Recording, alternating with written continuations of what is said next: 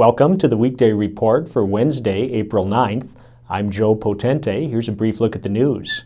Students in the Kenosha Unified School District improved reading scores in state standardized tests, but saw declines in other scores and lagged state averages overall. Wisconsin Knowledge and Concepts exam results were released Tuesday. In Unified, the average reading score across all grades improved to about 30% proficient or advanced. While higher than the past 2 years, it still trailed state averages. In western Kenosha County districts, math scores improved, and at least half of students tested reached the proficient or advanced level in most schools. To see the Kenosha County scores in a searchable database, look for this story at kenoshanews.com. The Racine County Sheriff's Department acted on a remarkable hit from the Oklahoma State Bureau of Investigation in Saturday's arrest of James P. Eaton, the Palatine, Illinois man now charged with the 1997 homicide of 14-year-old Palatine native Amber Gale Creek. The Bureau matched fingerprints from the crime scene in Burlington, prompting Racine investigators to track Eaton for several days in the Chicago area. Detectives obtained a partially used cigarette that Eaton dropped at a train station, and it was sent to the Wisconsin Crime Lab, where it matched DNA on Creek's body. Eaton is set to make his initial court appearance today. A proposed master plan for Kennedy Park calls for the removal of Kennedy Drive.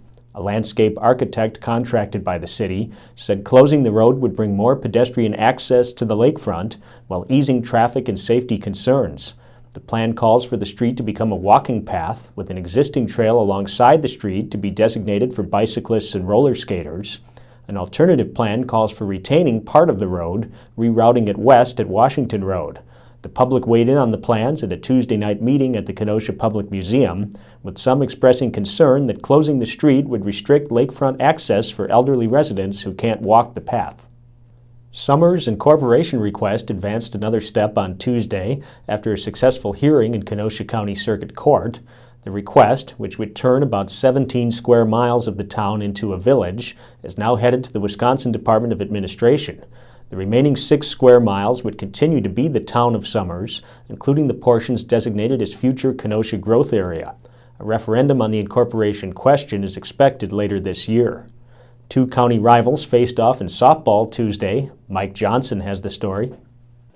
Alyssa Hernkar tossed 7 innings of 2-hit ball, striking out 6 as the top-ranked Central softball team blanked Wilmot 9-0 in a Southern Lakes Conference opener between county rivals Tuesday at Highway C Fields. Kayla Conwin belted a 2-run homer for the Falcons, while Haley Jester was 3 for 4 with 4 RBIs. Central scored 5 runs in the first 3 innings. Wilmot, meanwhile, got base hits from Alyssa Horn and Calissa Kane, and suffering its first loss of the season. Mike Johnson, Kenosha News. What's trending today? A big drop in customer complaints helped U.S. airlines post their best ratings ever, even though more flights were late and more bags were mishandled, according to a report released this week. How does this mesh with your recent experiences with air travel? Tell us on our Facebook page. Up next is Dave Marin with a sports take.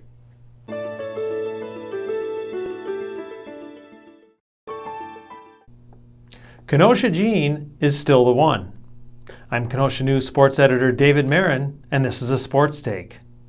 Gene England's legacy is safe for now. Wisconsin's soul-crushing loss to Kentucky in the Final Four on Saturday means that the 1941 Badgers are still the only team in school history to win a national championship. And that squad was led by Kenosha native Gene England. The 6'4" center logged 13 points in the Badgers' 39-34 win over Washington State for the 41 title. That game was a capper to a career that included All-America, All-Big Ten, and Big Ten MVP honors.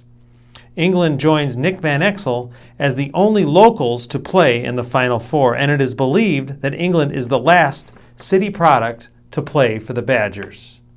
I'm Kenosha News sports editor David Marin, and that's a sports take. Thanks, Dave. Now here's a look at what we're working on today. A neighborhood meeting on the proposed homeless shelter at the former St. Vincent de Paul headquarters is tonight at Brass Community School. Joe Ward will be there. And Terry Flores is looking into how the county's golf courses are faring financially. Pick up a copy of the Kenosha News and check kenoshanews.com for all the details on these stories and more. I'm Joe Potente with the Weekday Report.